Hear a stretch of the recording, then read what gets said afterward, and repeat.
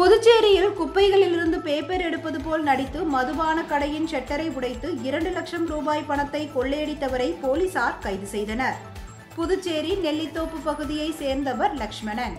இவர் பாரதி வீதியில் உள்ள ஒரு மதுபான கடையில் காசாளராக பணியாற்றி வருகிறார். இவர் கடந்த 5ஆம் தேதி காலை வழக்கம் போல் கடையை திறக்க வந்தபோது கடையின் ஷட்டர் உடைக்கப்பட்டிருப்பதை பார்த்து அதிர்ச்சி அடைந்தார்.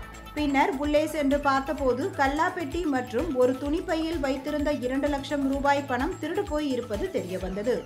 இது குறித்து லட்சுமணன் ஒத்தியஞ்சாலை காவல் நிலையத்தில் அளித்த புகாரின் பேரில் போலீசார் வழக்கு பதிவு செய்து அப்பகுதியில் உள்ள அனைத்து சிசிடிவி காட்சிகளையும் ஆய்வு செய்தனர்.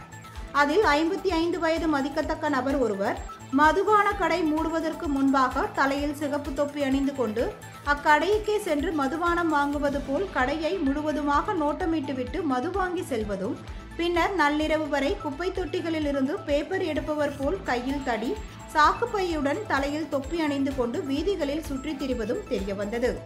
நள்ளிரவு ஆள் நடமாட்டம் இல்லாத போது மதுபான கடையின் ஷட்டரை உடைத்து பணத்தை திருடுவது தெரியவந்தது.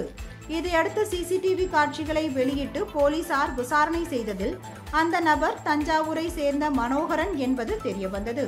இதையடுத்து அவரை கைது செய்த போலீசார் அவரிடமிருந்து 1,35,000 ரூபாய் பணம், கடை ஷட்டரை உடைக்க பயன்படுத்திய இரும்பு ராட், சாக்குப்பை, தொப்பி ஆகியவற்றை பறிமுதல் செய்தனர்.